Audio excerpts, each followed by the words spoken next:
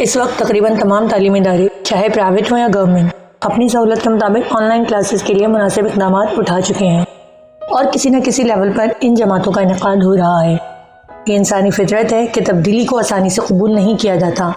پہلا رجحان مزاحمت کا ہی آتا ہے اور بالکل ایسا ہی ہوا جب کرونا وبا کی وجہ سے اسکول کھلنا ناممکن ہو گئے تو مختلف تعلیمی اداروں نے آن لائن کلاس لینے کا فیصلہ کیا۔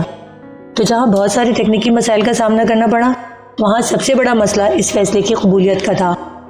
جب تک کسی کام کو قبولیت نہیں ملتی تب تک وہ کام التوا کا شکار ہوتا رہتا ہے یا پھر اس پہ کام کی رفتار سست رہتی ہے۔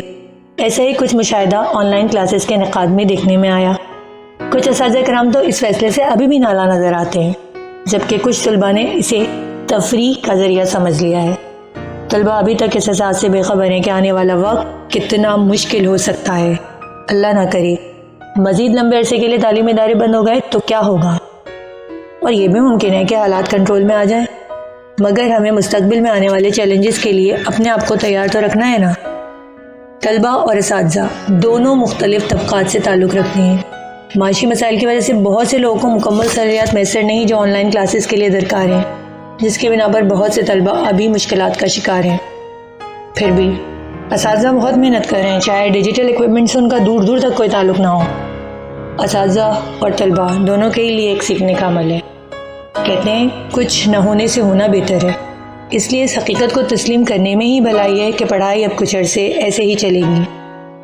یہ بات اپنی جگہ بالکل درست ہے کہ ریگولر اسکول کا متبادل ممکن نہیں، مگر تعلیم کو کسی نہ کسی صورت جاری رکھنا ضروری ہے۔ ہمیں ابھی فوکس صرف تعلیم کی فراہمی پہ کرنا ہے اور اس کے اصول کے لیے لوگوں کا مائنڈ سیٹ ڈیولپ کرنا ہے۔ کچھ لوگوں کے خیال میں آن لائن کلاسز نہایت فضول ہیں، وقت کا ضیاع ہے۔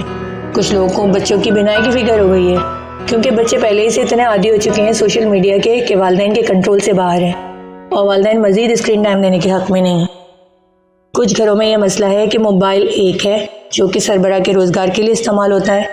اب والد کاروبار کا نقصان کرے یا بچوں کے تعلیم کی فکر۔ اسی طرح جو بہت چھوٹے بچے ہیں ان کی کلاس لینے کے لیے ضروری ہے کہ والدین کو آن لائن سسٹم استعمال کرنے کی آگاہی ہو۔ ٹائم مینجمنٹ کے بھی مسئلے مسائل ہیں، ایک وقت میں تمام طلباء کلاس اٹینڈ نہیں کر پاتے۔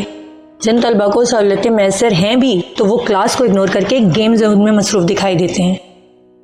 اساتذہ کوشش تو کر رہے ہیں اپنے تئیں، مگر جب متوقع رسپانس بچوں کی طرف سے نہیں ملتا تو ان کی کارکردگی بھی کہیں نہ کہیں متاثر ہوتی ہے۔